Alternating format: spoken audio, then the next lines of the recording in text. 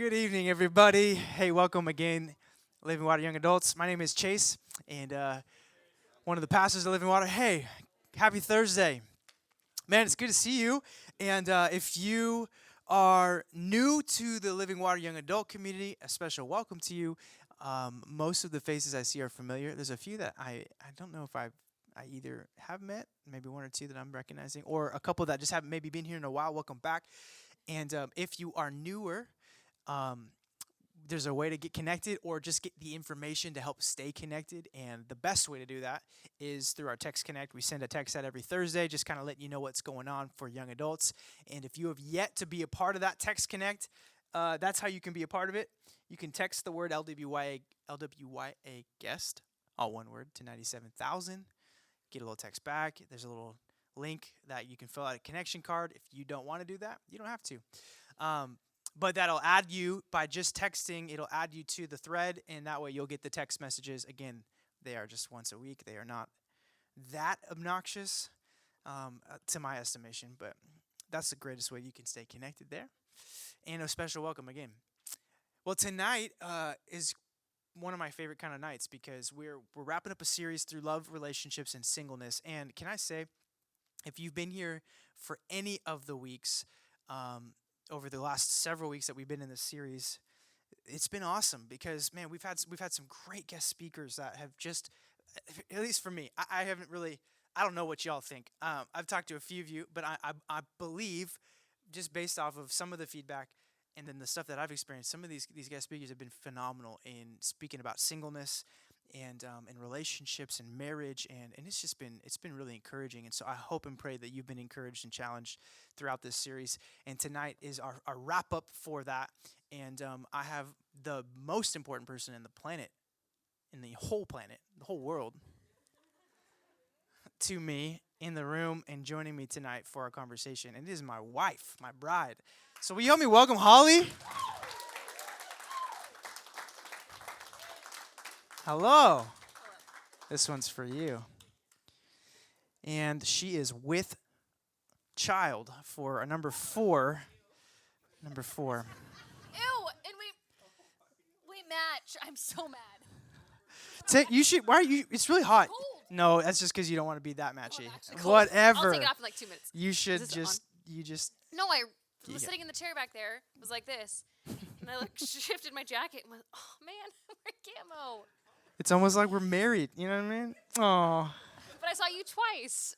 And I know what you're Yeah. wearing. And I But wasn't all wearing that this says to earlier. me is you actually don't pay that much attention to me. That's all. That's all it says. So now I feel hurt a little bit on the inside. Hey, welcome. Thank you. Super glad to have you with me tonight. If you don't know, this is my wife Holly, and man, she is incredible.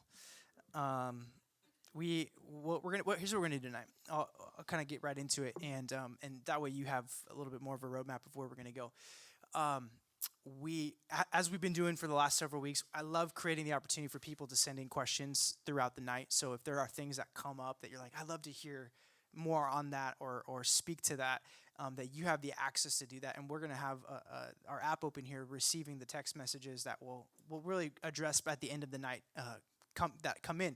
So if you want to be a part of that same number that I mentioned earlier about LWYA guest, if you've already texted that number before and you've put the word LWYA or LWYA guest before it, you should be already written in the system, and you could just text whatever question or comment. You can say, please stop talking about this. That's fine. You can do that. Whatever comment or question. Rob, will you put that number up, though, just in case somebody doesn't have it? Will you do it one more time? It's that, just even the guest slide, but it is just 97,000. It's actually really easy. In case you're like a super visual rememberer, just want to make sure you're good. So text throughout the night. Text questions, and we're gonna do our best to respond to those because I want to be able to kind of speak to where you're at. You guys have already asked some great questions throughout the course of the series, and there's been some phenomenal responses. But we wanted to give one last opportunity around this idea of love, relationships, and singleness for this group to be able to send those in. So I'll have that open, and then we're gonna have a conversation. So what I'm gonna do is introduce in a nutshell, a little bit of our journey, and then the specific like lane we're gonna drive in as we share our journey is the relationship of rejection and restoration that we've experienced, uh, relational rejection and restoration that we've experienced in our journey, and and a lot of you may know our story, and so we're not going to get into all the details of it because I don't want to go back over it. For some of you may not, but it's filled with rejection and restoration, and thus is a lot of life. And I'm sure you're sitting here and have had some experience in your life with rejection in the context of not just human relationships, but maybe even in like the desired romantic relationship or potential of a relationship. Um, yeah, maybe you feel like you're dominating in that category. um, but it's also one that's like just not talked about a lot. Like a lot of times it's like how to, most relationship series and stuff that I've been a part of or have been a recipient of have spent most of the time talking about how to have a good and healthy relationship, or what you should be looking for, or who you should be becoming, etc. But they don't really get into the weeds of rejection and hurt and how you move through some of that and how you overcome how that affects you, and how do you address that before getting into another relationship if you should or shouldn't, and how do you do that within a relationship, because it doesn't stay out of just a relationship. Like there's also rejection within a relationship, a committed relationship, a marriage. And so it's something I'm passionate about because it's been such a big part of our journey, and a place that God has been so actively working on in both of us and in our relationship. And so, if you were to crack me open and be like, what's kind of like the big chunk of Chase's life that would come out of his life if he was to be cracked open, a big piece of it would be this idea of rejection and restoration. And so that's really where we wanted to go tonight. You don't have to ask questions in that vein. We'll address whatever kind of comes in, but that's kind of where we're going. So, will you introduce yourself? Will you give give them a little snapshot of just who's Holly and Merrell? Yes. Just anything. Just because, they know me as I talk a lot. No. They all know that. But would you give us a snapshot? Yeah. That's such an open-ended question. It's so stressful. I did that on purpose. Oh. What comes to your mind and heart? Part of your identity. Who are you? Mm-hmm. Ooh, who are you? Stop. I don't know why this is stressing me out so much. I We don't. have 3 kids. I don't I'm know pregnant either. with our fourth. Whoa. Our 4th child together. I hope so. Stop it. We might have to have a different kind of relationship Stop series it. of that. If I don't know. I don't like open-ended like that.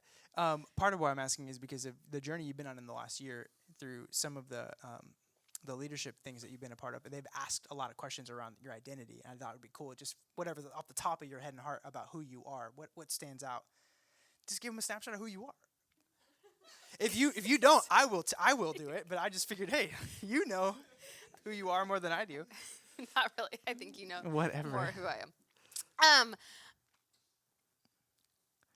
I don't know why I cannot answer this question for the life of me. Wait, why did you go to college? I have a Christian educational ministry degree from Biola University, fabulous university in Southern California. Yeah, it is great. Oh, it's okay, Penny. I'll gladly receive a question from you. What do I do now? Oh, I can answer these questions. Thank you for giving me some direction in my life. If I knew this was gonna require this much direction, I would have totally prepared differently. I get to oversee our kids ministry at Living Water Lacey. You do. And that's been awesome, and that's something I told the Lord I would never do in my life. Yes. Ever. And I feel like it's awesome, and I love it, and I wouldn't want to be doing anything else in this season. Yeah. Which is really cool. And proves a lot that the Lord can change a lot in our hearts and our minds. 100%. I love fitness and nutrition. and that's really fun. So I do that. I've been in the training world for the last 8 years. Yeah, and crushing it in that space. Like, you are one of the most consistent and disciplined people I've ever met in this space, especially. Thanks. That's sweet. It's true. It's not sweet. I mean, I appreciate that you think it's sweet, but it's true. And let me just kind of take a moment to honor her. For 2 years, like since COVID kind of cracked into the picture of life, she was helping a gym kind of start an online fitness thing while everything was shut down, and then they didn't really need that in the same way anymore. So that she's like, man, I kind of just built this thing. I'm gonna launch into my own business basically and start this. A lot of faith, a lot of stepping out, and she did. And from like February of 2020, March of 2020, to literally Tuesday, 2 days ago, March 2022, she has done a live class 3 or 4 days a week, every single week for 2 years in the morning in some place, whether it's in like a freezing cold garage or a shed up in the backyard, and I'm telling you, like, I mean, some of you guys, like, maybe you love like pain and suffering, and so like waking up in like freezing cold early temperatures is like, oh, no problem. It's like you live for that. A lot of people don't. I don't. And she would wake up early every single morning when she felt like it or not, most of the time, and get up there and lead people in an exercising workout for 30, 40 minutes. Anyway, just insane. And I'm so challenged by who you are. That's one piece of who you are, but like that, I celebrate that 2 years that you just came to a conclusion of that run because of being pregnant in this new season. But it's been amazing to watch and challenging to me a lot. So that's one piece. I mean, what else? Anything else? Okay, I'll say something. So she's an incredible wife, incredible mom. We've got 3 kids, 4 on the way. She's an ordained minister. Maybe you may or may not know that. She got ordained as a pastor before I did, and got her college degree before I did. And what else did you do it for me? Is there anything else you want to add to the list of it? Yeah, thank you. You're 7 months older, right? Graduated high school for 7 years. Yeah. Yes. Wow. Yeah. And on our relational journey has been really, really, really, really cool, and also really unique and difficult in different seasons. So here's the snapshot. I'll go, and then you interject, and I'm gonna go quick. Go for it. We met 13, 14 at a youth camp, winter camp, and that's where it started. I saw her, pursued hard for like 2 years, and she was a freshman. I was an 8th grader at the time, and so it was just a little bit of a difficulty because we weren't in the same school. Blah blah blah. So you don't let anything stop you once you realize what you want, right? So pursued and experienced 2.5 years of like fierce rejection, like crippling rejection. Like ruthless rejection. What else can I? And again, yes, I'm 13, 14, 15. But it is heartbreaking. It's life. It's everything. There's nothing else in life, in my world at that time, that mattered like the pursuit of who my future wife was going to be. Interjection. Great. Out halfway through that couple of years, there was a moment that I had a girlfriend. We were hanging out, and she's like, so just want to let you know this piece of information. Chase told this youth leader that he had this dream that he's going to marry you someday, and he feels like that's the Lord speaking to him. And I was like, ew, even grosser. This poor sweet. It was the Lord. But at that time, No, yes, 100%. adding on to I other literally, events. 100%. I literally had a dream in my sleep. It wasn't like a God dream, like a vision. It was like I was sleeping and I had a dream, and I was like, this has got to be from God, because you don't remember dreams like this unless they really mean something. So I had to tell my youth leader, I was like, I had a dream. I married Holly Delaney, and I think it's God. And somehow that little dirtbag of a youth leader thought it would be appropriate to share his like student, in his cabin's like, trust that he shared with the rest of the youth leaders, which were girls and guys. And then it just went like wildfire and got to her. And then that's what kept me behind the 8 ball for the next year and a half as I pursued her, because she had this weirdo thinks he's gonna marry me. Uh, in that season of 8th grade freshman year and into my sophomore year, though, like I actually did pursue you really hard and really consistently, and had multiple moments of rejection in a way that was like wasn't always nice. It wasn't just rejection, like no thank you, but no thank you. It was like cold hearted. No, I was just mean. she was mean, and which just made it harder. I don't know how else to explain. He didn't. But I didn't get the hint. I was like, no, I had a dream. So this is just all part of the testimony. I'm not phased. Until I will never forget the moment. It was going in. I don't remember if it was going from freshman to sophomore summer. It was one of those. It was summer, in that there was a pool party that you hosted at your house for the youth group, and there was this group of brothers in our youth group at the time that were just were the kings of the youth ministry. All three of them were just gorgeous. Every one of them had 6-packs. They just were just bad boys. They just had that like, oh, are you a Christian? Like, oh, you love Jesus? And that was enough. And it was like, everything else that they did was just like, they were just GQ, suave, B, bad boys. They were just bad boys. And they ruled our youth ministry in every way. Every girl wanted one of the boys, one of the Silva boys. And the youngest one, Riley, is actually my best friend in real life, and he was the best man in my wedding. We ended up became really good friends. Anyway, the older brother, who was 2 years older than you, right? Or 3 or 4, it was the worst.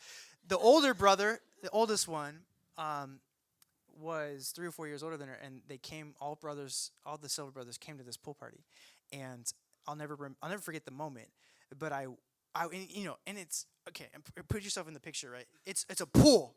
I mean, we're talking like all of your insecurities about who you are exposed. And so, like, I'm telling you, before we got to this thing, I did like 150 crunches in my house, push-ups. I mean, everything I could do to bring my absolute A game to that poolside was happening.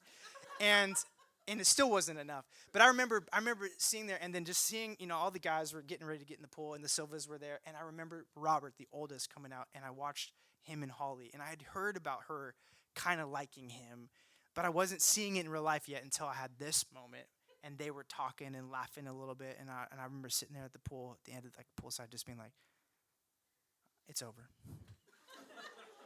I've lost. I can't beat that. I can't beat a 4-year-old or 3 years older than you, Silva brother." And that was the moment where I was like, I'm done. I will walk away from this pursuit of 2.5 years and chart a different course. So 2.5 years of rejection, and then I started liking your best friend, Natalie. Right? Just go to plan B. Don't act like none of you have ever done that or not done that. And I genuinely started liking her best friend, Natalie, and pursued her. And over the course of the next year and a half of pursuing her, became really close to Holly. She also rejected you. Well, yeah, I was going to save that part out. I was just going to keep the rejection history between us. But yes, thank you for the reminder. Yes, she also rejected me, and ultimately for a Silva boy, a different one. That's the worst part of that. So anyway, as I pursued Natalie, though, I grew in really great friendship with Holly over those years because it was platonic. I genuinely stopped liking her after a couple months of letting all that go, liking Natalie. So I would talk to her all the time because her best friend was Natalie. And I wanted to be close to Natalie's best friend because I thought that could be advantageous for me in my pursuit. A lot of manipulating now that I think about it. I'm looking back at some. Again, 14, 15, 16. We became really good friends. And fast forward, I'll save you the rest of the details. She went off to college, and I started an internship at my church. Then I quit it about 6 months in, which was a big deal in and of itself. I was playing softball with my guys during spring break. All the Silva brothers. Again, we're on the same softball team. Can't get rid of these guys. Stuck with me everywhere. Or I'm stuck with them, yeah. They're amazing, though. Riley's still my best friend to this day. And he's getting married in 2 months, 3 months, so it's a pretty big deal. and I saw this girl coming up the sidewalk as I was in the on deck circle about to hit, and I was like, "Who's that?" This is a couple years after we graduated, and as she got closer, I was like, "That looks like Holly Delaney. I need to hang out with her after this game." And I did. We reconnected, and then over the course of the next 8 days, we hung out every single day. And that was your spring break. You'd come home from Biola. And at the end of the 8 days of hanging out, we were just, it was clicking. And I was like, what's happening? I had totally 4, 5, 6 years ago punted on all this. We were just friends. I wasn't romantically interested at all. And now I'm like vibing hard. And it felt like you were too. But and at the end of it, it was communicated that there was mutual interest. We couldn't believe it. You went back to school for a month, came back for Mother's Day. I officially asked you to be my girlfriend, and we started a pursuit. At that time, I was 19, right, and you were 20, right around that. I can't remember. Getting to the next point of rejection, and then we'll wrap this part up just to share a thought on this idea of rejection. We started dating. We dated for 11 months, got engaged. And then we're engaged for 6 months, 5 months, 4 months, 3.5 months. And over the course of time, we both realized that where we were at wasn't healthy enough. I didn't feel like it was healthy enough. I'll be more straightforward. I wasn't healthy. And I didn't think she was healthy, and I didn't think where we were going was healthy enough to maintain our trajectory of being engaged. And I didn't feel like we could get healthy while we stayed engaged. I'd compromised some physical boundaries that we had set in our relationship that were dishonoring to her and dishonoring to our relationship with the Lord, and broke trust, bottom line, with her, just trusting me to be able to lead our relationship the way that I had committed to leading. And then there were some family things that you were walking through, just how to become healthy without being, I don't know, for lack of better terms, controlled by your family, and how that relationship was going to look like within a new marriage. And so I broke up with her, and she probably wouldn't have necessarily wanted to do that if it was her choice in that moment. But that's what I did. I broke up, and I called off our engagement. She gave me back the ring. Whole process. And at that point, I woke up the next morning after we broke up from our engagement, which, by the way, social media had just kind of started becoming a thing. It wasn't like as like it is now, but it was big enough that like everybody was fresh on it. So the whole world that we were connected to knew we were engaged, celebrated it, was super excited for us. And I was on staff at a church that she had been also really connected to, the same church that we met at, grew up in. And so the day after we broke up, I woke up and I was like, I'm done. We are not going to get back together. I'm not going to go through this whole thing in front of the world again and be engaged and then break up our engagement and then get back together and do this whole roller coaster thing. And a lot of that was just because I was so dominated by what people thought about me and so concerned about people's opinions. But I genuinely was like, oh, this is done. You didn't feel that same way. Any thoughts? No, it was we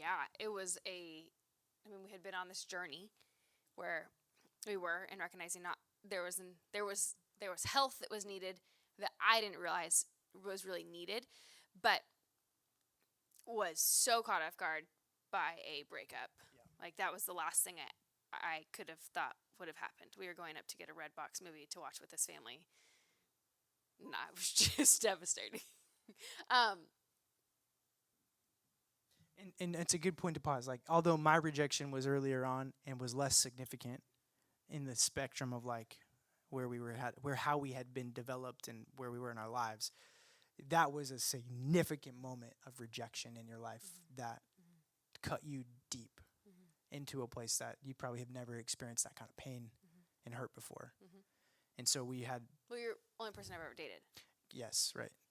So that has an impact on that as well. Only person dated, kissed, the whole thing. Yeah.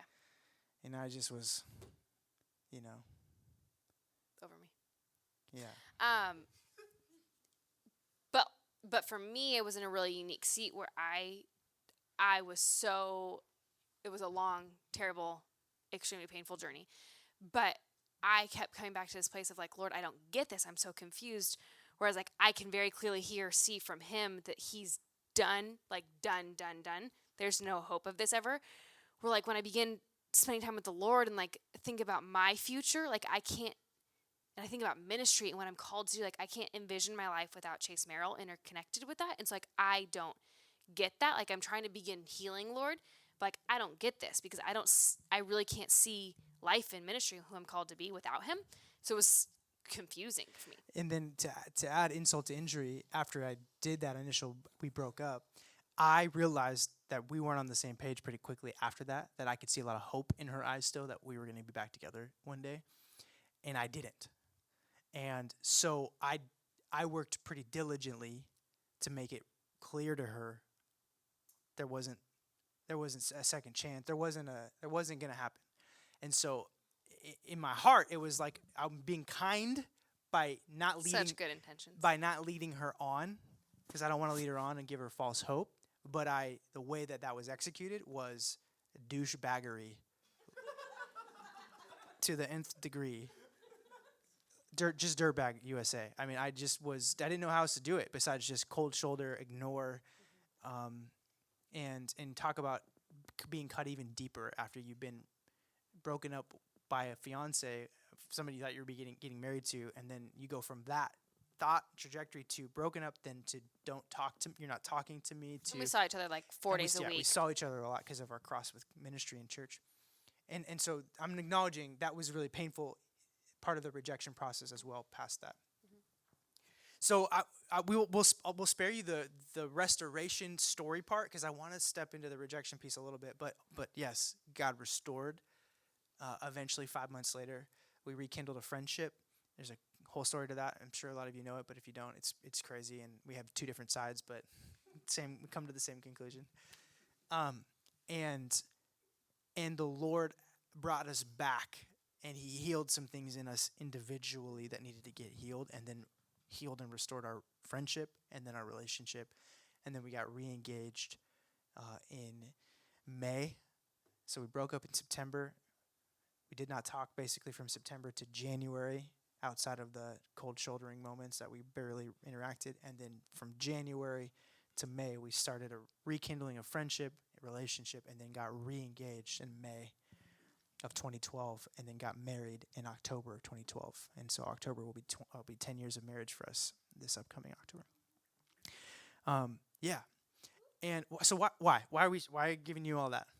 Well, good chances are you have experienced rejection at some point already, or you may in the future. And I don't wish that upon anybody. And yet, when I spend time in the Word and I get closer to Jesus, I recognize he was extremely familiar with rejection.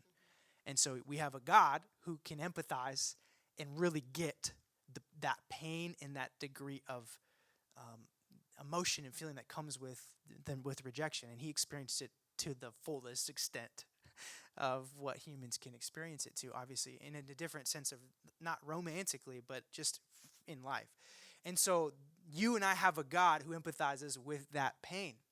Why that's important for us to just point you to tonight is because whether you're in the middle of walking out rejection, or you've got rejection baggage and hurt that you have not walked through, or one day you face rejection, hear these words: cling to Jesus in that rejection, because He understands that and can meet you in the middle of it better than anybody else can.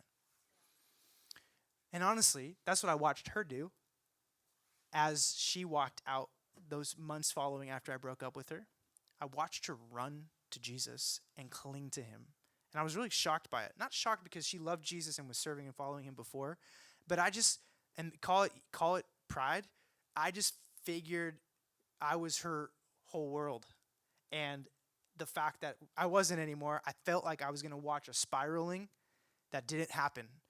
And it's not that it couldn't have, but she intentionally chose, in the middle of absolutely devastating pain and rejection, to run to the feet of Jesus and cling to him like she had nothing else in the world to hold on to but him.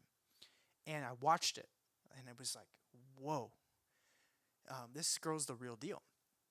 And wait, is there anything from that piece? I know it's a while ago, but is there anything from that piece that you would encourage people with about that whole process of clinging to Jesus in the midst of rejection? Gosh, I find myself longing for that season sometimes. Not because of this. It was terrible feeling. But the intimacy that I had with Jesus, there was nothing like it. Like for me, I had experienced some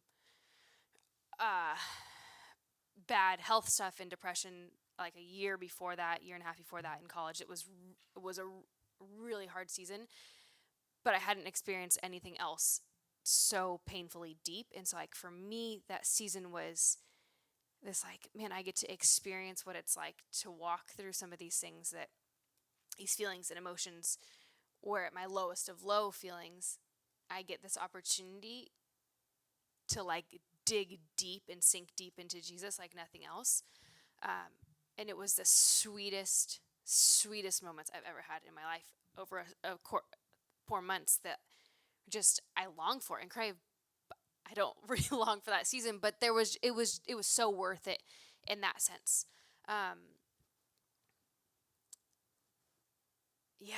Watching people close to me walk through other seasons of rejection, and watching the people that knew and loved the Lord like choose to become more angry with the Lord, or choose to like sink deep and go like, man, this is my only hope and this is all I've got as I journey through this. Watching those trajectories and how it's impacted their past 10 years, as I think about like kind of where the season I'm at with friends that were in similar boats, or people around me over this past 10 years that I've known. It's just significant when you dig deep and go like, that's it. Like I have nothing. There's nothing sweeter or more significant than Jesus. And when we, in those moments of brokenness and rejection, choose to not numb and cover up with something else that can be good and helpful, or make us feel better. And it's not necessarily a wrong thing, but like it's not something that's going to bring depth and hope and true healing. There's so much that's missed out on in a season of rejection, where you can gain so much in the midst of that rejection. Yeah. And it's most oftentimes that you don't see any of that until you're out of it. But there's a moment of somebody, us, trying to encourage you that if you're in it, or you do walk in it soon, that to try to remember these moments, to go, I don't want to miss what I can only gain from a season like this, rather than just rush through it. 3 things that I observed through that season that I would say for someone that's walking through it. 1, you ran and clung to Jesus for sure, and that's what was the most important thing. And it was messy. You didn't like have here's how you do here's how you run and cling to Jesus manual. It was messy, but you did the best with what you could and what you knew.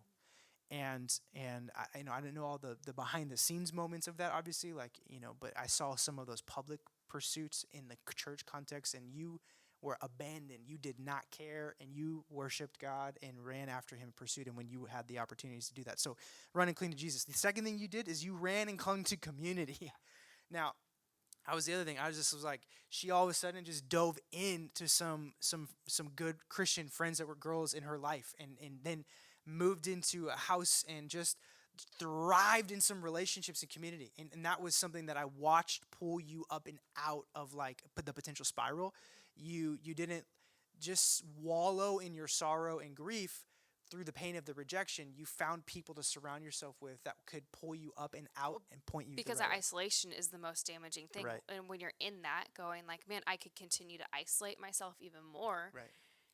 Like when you push past the uncomfortable and begin pushing into like a mutual community, like friendship community, or begin going like, maybe I don't have friends around me. Okay, I'm going to begin pouring out of my empty brokenness. Yeah. There is something deep and rich and fulfilling in that. Yeah. Run and cling to Jesus, run and cling to community. And then thirdly, and kind of finally, what I observed was this uh, you ran and clung to God's purpose for your life. And in that moment, you didn't waste time with who's the next guy, or are the dreams of what I wanted going to come into fruition now that they just got crushed. What you did was you pivoted and said, God, what do you want to do with my life now? I know I don't have control, and I'm letting go of holding on to whatever control I thought I had. And now watch that. It was this like, I can't control Chase. I can't make him want me. I can't change his decision. I have to let go and accept the fact that I don't have control. A lot of people wrestle with that and struggle with that in rejection. They're desperate for the control to fix or to try and make happen what is broken. You release that, and then you said, God, what do you want to do with my life? And real practically for her, that was like God began to stir in her this passion for going to the mission field. And there was a book that at the time had been pretty impactful in our lives, but in your life especially, called Live Dead. It was a ministry that primarily was doing missions work to countries that were within that 1040 window, which is like the most population of people, that is the least evangelized, and also some of the most dangerous in the world to evangelize or be a Christian in. And so she signed up with this missions organization called Live Dead to go to Sudan, and they basically told her, okay, if you do this, what you are acknowledging is that you may not come back alive. And that was part of the process. It was part of the waiver signing. It was like they made it clear. It wasn't like, oh, you could die. It was like, be prepared to not come back. That's the kind of stuff we're going into to bring the gospel to the people of Sudan. You started learning Arabic. I mean, it was this whole thing, and I'm sitting back watching like, okay, this girl is literally going, God, whatever you want to do. And I'll say, and that may not be everybody's story, right? But let me just say the principles of what I watched God do through her after the rejection, I think, are powerful and so relevant and applicable for people to chew on, even for today, if they are walking through it or walk through it in the future. Run and cling to Jesus, run and cling to community. Acknowledge you don't have control, and then run and cling to God's purpose for your life. What is it, God, you want to do? And then charge after that with everything that you have, and then watch how the Lord heals, moves, transforms, restores, because it's powerful. So that would be a chunk of our story that I wanted to share. And again, some of you know that already, but for those that don't know us, wanted to share that piece, and would also, if that's such a last thing I'll say about our relationship now, that significant moment of me breaking up with her when we were engaged is still found its way in impacting our marriage throughout the last 10 years, because it was deep. It was deep, deep, deep, and we're still finding things in ways that it has affected our current and present relationship. And that's really hard and difficult. And it's taken a long time of conversation, processing, counseling, different things that we're walking through to go, how do we continue to get to the absolute bottom of the root of this to get healed so we can keep being healthy and whole? And then throughout the course of our relationship, have had our marriage relationship, have had a lot of moments of micro rejection, if you will. Not so much massive breakup engagement moments, but like moments throughout a relationship that I have been hurt by her rejection. And here's what I want to encourage the married people in here, or the engaged, or the soon-to-be married people in here. You probably will experience some of that in your marriage. And just because you're married doesn't mean that your spouse is always going to like you or want you or accept you. And they're human and they have flesh, and flesh is sometimes king or queen. It doesn't always, you're not always led by the Spirit. And here's something I'm learning in that. You've probably heard the phrase it before. Here's how I'll say it.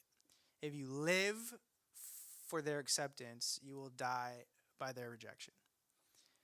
If you live for their approval, you will die by their rejection.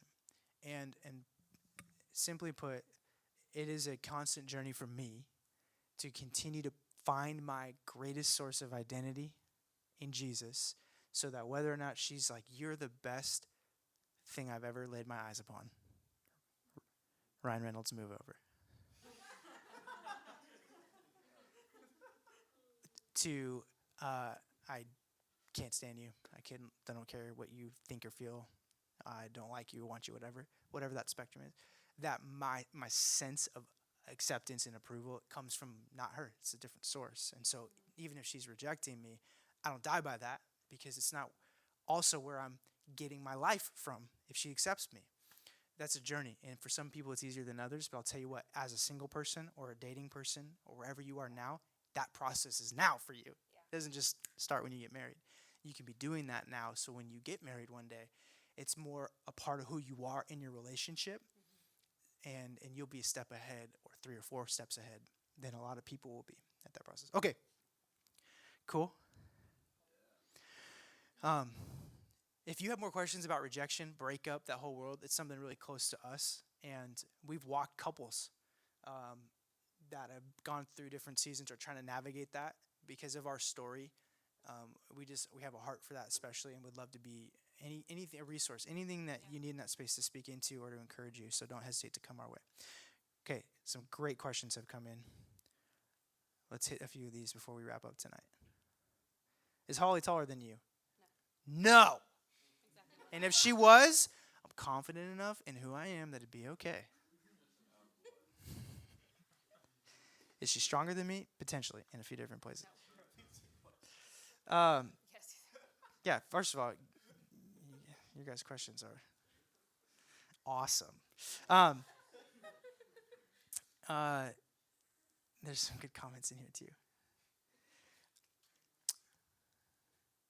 In my experience, spending time with the Lord together with my spouse can tend to be either non-existent or not very fun. What are some ways that you have found to engage with the Lord or in the Word together in a way that's fun and engaging while still fruitful? Great question. Great question. Do you have thoughts? I don't know on the word fun and engaging. I mean, not on the answering the fun side of things, but like the engaging side of things. We have not thrived in this in all areas. We've done ministry together, but like our personal relationships with the Lord have not always, as we like walk out in daily life, doesn't always. We don't thrive at that always. Yep.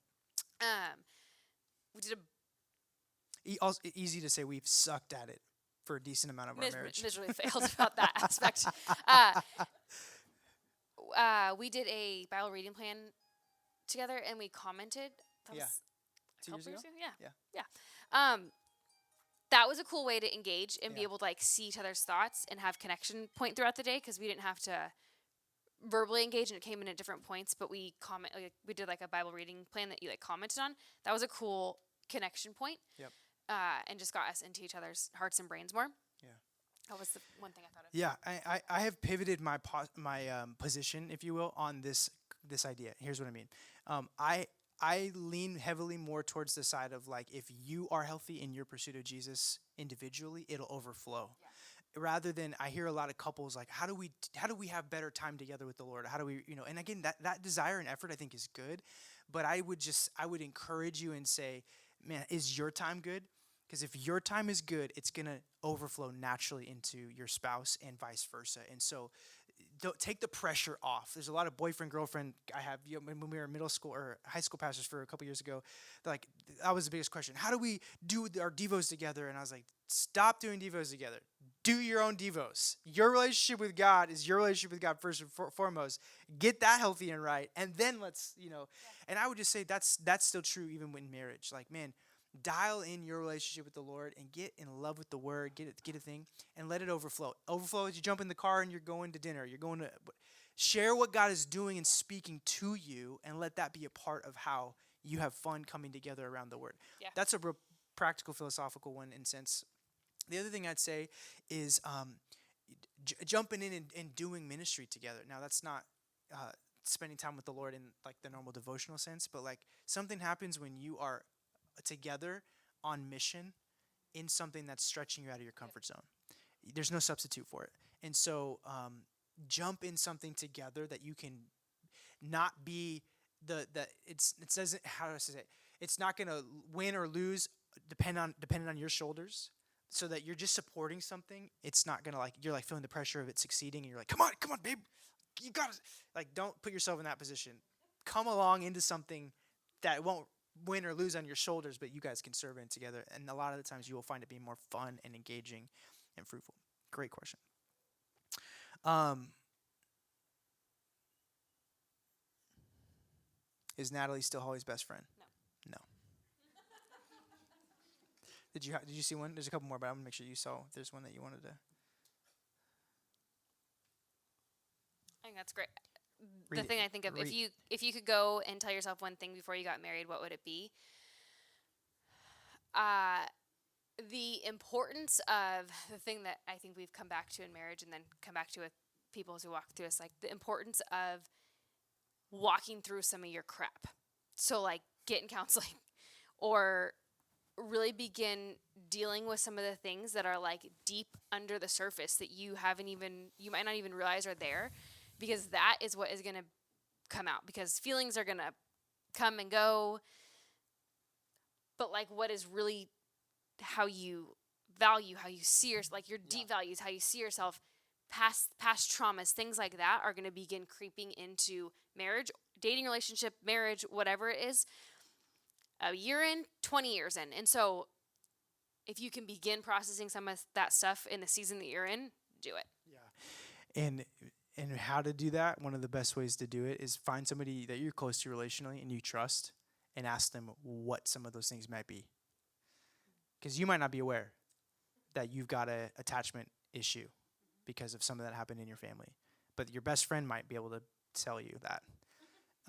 But for real, do that, pursue that, because you might not be aware and see. And a lot of times, marriage is a revealer, because it's like a refining oven of awesomeness that can reveal those things and when they're in the moment. But you also can save yourself from some of those moments coming out by bringing community in closer and say like, hey, I know you love me, and I know you love me no matter what, unconditionally. So like, what do you see in my life that could be something that I can continue to work on? I think that's a great thought.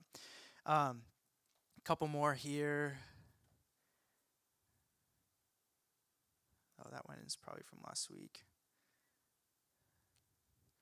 Couple questions and comments about my mustache. I'm not going to acknowledge those. Our kids, one of our children almost lost his breath last night laughing at Chase as he shaved his facial hair off. I don't know there could be a more like demoralizing moment. All three of them were laughing on. But I wish I had recorded it. It was one of my favorite moments of life. But yeah, our oldest Weston, like actually, like he kept laughing so long and so hard he like stopped breathing for a little bit. And I was like, this isn't that funny. But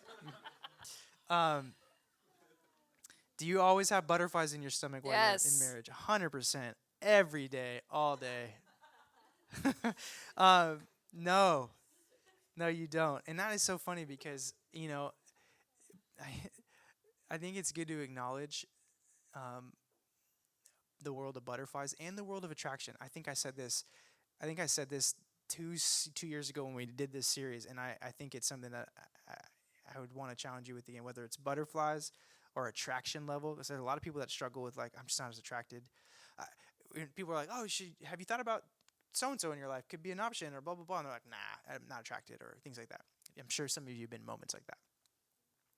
You got a type, and your type is, a 9.5 or higher, and that's it. There's no compromising, blah, blah, blah. Attraction is important. It's just not as important as you think it is. Everybody, to a degree, you need to have the attraction. Natural human build is to go like, I'm attracted to that, and I want to be closer to that. That's, I think, our natural wiring as humans. But we've created a culture. We are in a culture in a world where like worships attraction, like it's the absolute capital T truth. And I'm telling you what, like, I think Holly's knocked it gorgeous. Beauty, not just like, attractive, like fire hot attractive. Like I'm talking like beauty inside and out beauty. But I've learned in marriage, like physical attraction, it's important, yes, but it's just not nearly as important as I thought it was. And so to encourage you as you're thinking about the world of a potential person that you would want to pursue, if you're in a single season and you feel like you want to walk into a marriage relationship and God's not called you to a life or a season of singleness, keep that in mind about attractiveness. Along those lines with butterflies, it's the same kind of concept. Like, yes, our butterfly moment's real 100%. And I love that. Like, that's awesome. There should be those, there should have the sense of that feeling of like, oh, like I feel something different when I'm with you or have those moments. Like, there should be something like that that kind of leaps up in you. There's a love, there's something that's stirring up, and or the initial moments of like, coming together in a place where you realize like I like you and you like me and I want you and you want me and this is something we're going to pursue together. And there's still moments like that in marriage, and they're not as active or regular, at least in our like marriage relationship. But there are still moments, and when they happen, they're more real than when they were when we were dating and when we were engaged, because we've seen some things, like we've been through some stuff. Okay, we've overcome some mountains and hiked over some through the valleys, and so when those moments come, it's more real. And so I would just say don't pursue that as like the butterflies. If they're not there and you're thinking something is wrong, that's not true. But when they do come, they're more real. At least they have been for us. That's a good question. Couple more.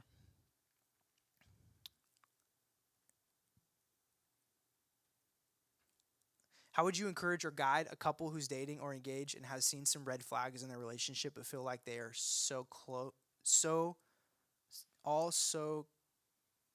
close? Oh, it's up there to the next step that they are hesitant to putting a stop or pause to their relationship. Good question.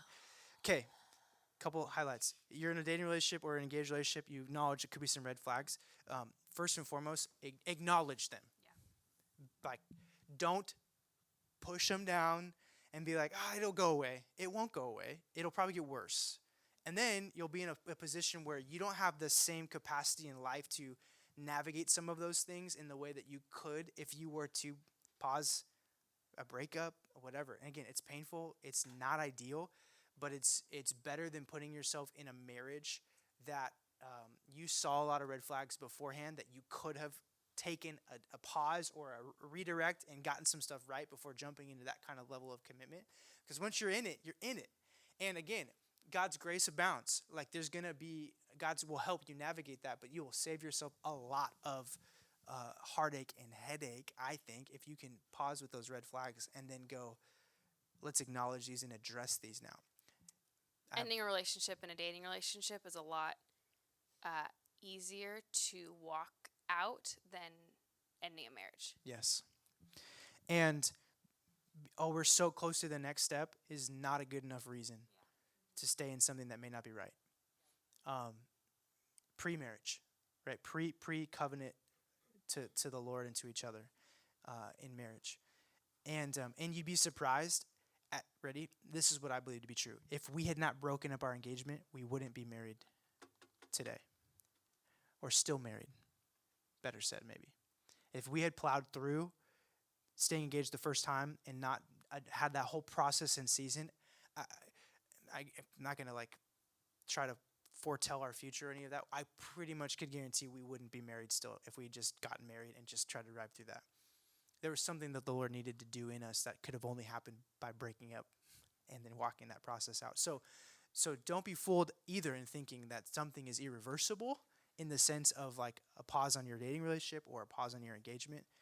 You just have to address the reality that there's probably some things under the things that are you're more concerned about, what people think, finances, that you spent something on a venue, whatever, right? Those are legitimate things. They're still not worth moving forward in something that could be wrong when you can stop and address it and see if it's right. Good question. How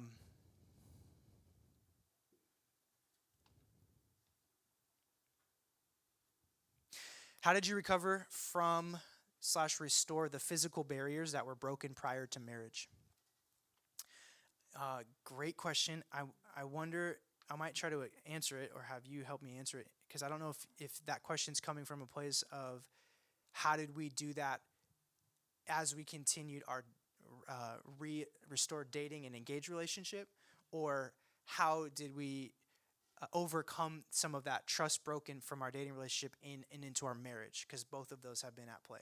So I'll address the how do we restore to the dating relationship and engaged relationship after we broke up. A couple of things. I will be upfront and acknowledge this. Even though we got a lot healthier during that breakup season before we got back together, I still didn't 100% hit it out of the park leading physically once we got back together. Um, by God's grace, we saved sex for marriage. But the other kind of markers, if you will, some of those markers that we had established very clearly, that we felt like God had been clear to us about what it was going to look like to honor Him and honor each other, I pushed. And so when we got back together, here's what I for sure did. I had people up in my grill. This will be an answer to the question. How did you recover or restore? One, for me personally, I had to be real with the fact that like I needed somebody else to help me navigate that. That wasn't one of the two of us. Ultimately, I'm responsible for me. She's responsible for her. But I needed some men in my life who could be up in my grill in love, but sit me down and go, how are you guys doing? Are you honoring the Lord, and are you honoring her? Are you protecting her heart? Are you protecting her trust in you? And I would give them an answer, and they'd go, cool. How are you really doing? And not let my initial great Christian answer be the one that they accepted. I had to get people, and I invited them to get up in my grill. I intentionally pursued it. Most people won't get up in your grill unless you invite them into that access. I needed that. And I'd say for any guy or girl in here that's in a relationship that they want to honor God and honor each other as they walk their journey to getting married, that could be one of the greatest things you could ever do for your relationship is invite somebody that you can trust into that space to say, will you be up in my grill and keeping me accountable in this space because we want to honor God and honor each other. Not because we're trying to, not break the rules or because it's not about legalism. It's not about moral legalism that a lot of people they've messed themselves up with. It's about our heart, honoring God and honoring each other. So that was one thing. How would you say that? Because you were on more of the hurt side from that than I was when it came to the physical boundaries. Do you have any thoughts on that question? I think so much of it was just having continued communication and Yeah. openness over the years, like walking into marriage of like, these are feelings, these are from past experiences 3-4 years ago, but having that continued communication and that openness, that like heart openness to be willing to receive that communication, I think is just necessary. Yeah. Not easy or comfortable. Not easy or comfortable. In embracing the fact that it isn't easy and comfortable. That uncomfortable doesn't always mean wrong when it comes to those conversations. And just, yes, we had to constantly allow conversation and communication to happen. And grace. You don't overcome and get restored in that space without grace. So there's a lot more I'd say to that because I think there's a lot of different angles to that question I'd love to hit, but that's where I'll go from now.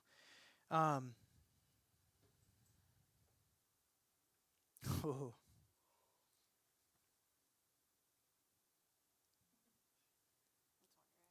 I mean, it is, but I feel like you got a great insight. How do you deal with rejection from your partner's family? Well, both of our families are amazing, and they love us, and they love each other. So we haven't had a problem with this. So we'll just move on to the next question.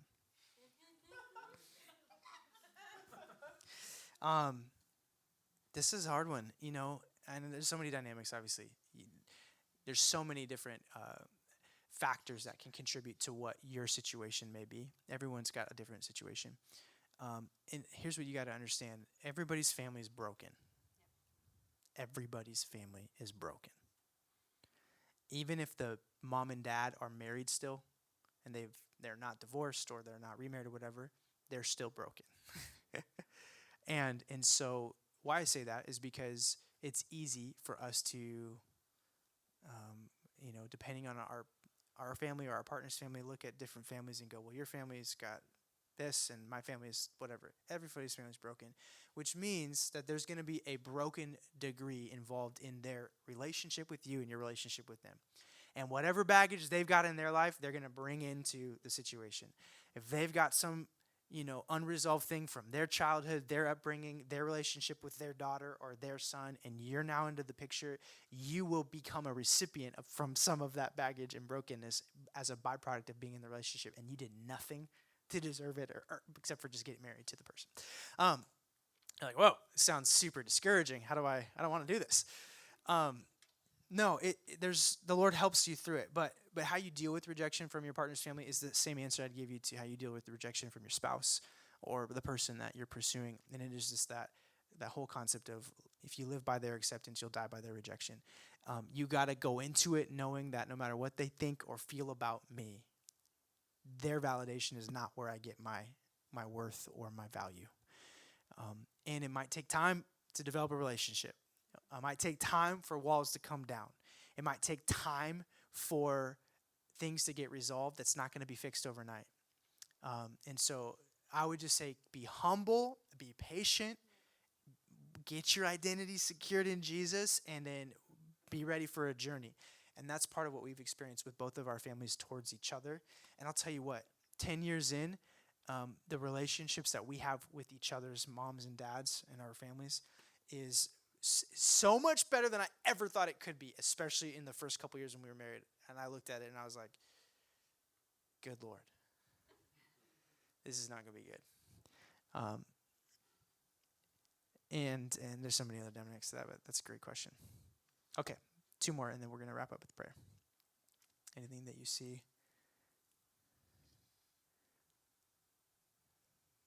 Similar to the rejection from their family, but is there anything that stands out about that one?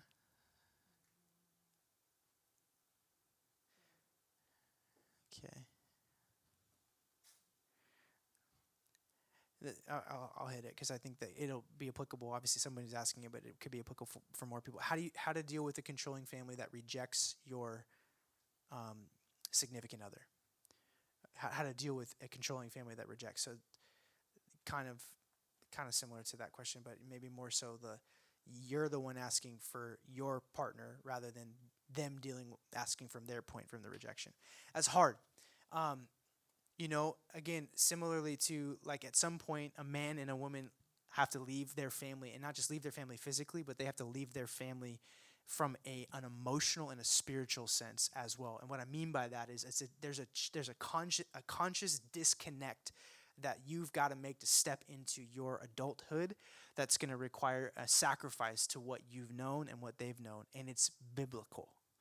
It doesn't mean you don't ever listen to what they have to say or take their wisdom or their opinions or their thoughts, etc.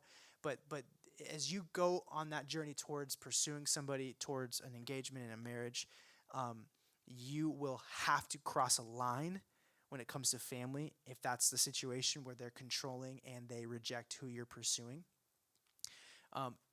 Now, the caveat to that would be your history with your parents or your guardians or whatever that situation is. If they have historically had a place in your life where their voice has been valuable, and what I mean by that is that you have received counsel from them throughout your life and it's been healthy, and you can track record it and go, there have been several moments where their wisdom was connected from the Word and connected from the heart of God, and I can see that. If they are seeing or saying something about your significant other that you're pursuing, and you got a track record of some things that were like they heard from God or had a lot of godly wisdom, I'm not telling you that means that they're hearing again from God, but I am telling you that is different. I would turn my ear more to what they're saying and ask if God has got any truth in their wisdom that he would help reveal it to your heart. Then if you've got a mom or dad or a guardian situation where they are not following God, they don't love the word of God, they don't care about God things, kingdom things, and they don't like your girlfriend or they don't like your boyfriend and they're controlling. It's different. But I do see a lot of young people go, I don't give a crap what my mom and dad think anymore, blah, blah, blah, and they just run their own course. And I see a lot of people miss when they should be listening more to what their parents are saying, honoring them because of the track record. And then there are other situations where, like, no, you are way too controlled by a mom and dad that do not see things through a kingdom lens, and that opinion should not weigh ultimate in your life as you pursue someone. I hope that made sense. Man, great questions, and the way you're asking them is really encouraging for me because you know you're really thinking about this. You're wrestling with this, whether you're married or you're single, you're in a dating or engaged relationship, or you desire to be married one day or remain single. Um, I'll point you back to the very first thing I said 5 or 6 weeks ago when we started this series. That my heart for this whole thing was that you are pointed to the reality that the most important pursuit in your entire life is your pursuit of your relationship with Jesus, and everything else is dictated by that pursuit of that relationship. Everything, your friendships, your potential relationship, dating, engaged, married, single, that's the point. The healthier that is, the healthier everything else will flow from that place. And so that's the priority pursuit that you and I have to go on and remain on if we want to experience that kind of healthy relationship stuff in our lives. So we love you. Thanks for letting us share. It's always a privilege for us to just share the story of part of what God's done in us and is doing in us. We're so far from perfect. We still have a long ways to go in this world of relationship stuff, but man, God's done a lot. And I pray that that testimony is encouraging to your heart tonight in some way or capacity. So I'm going to pray for you. In fact, will you pray for them? And then we'll wrap it up.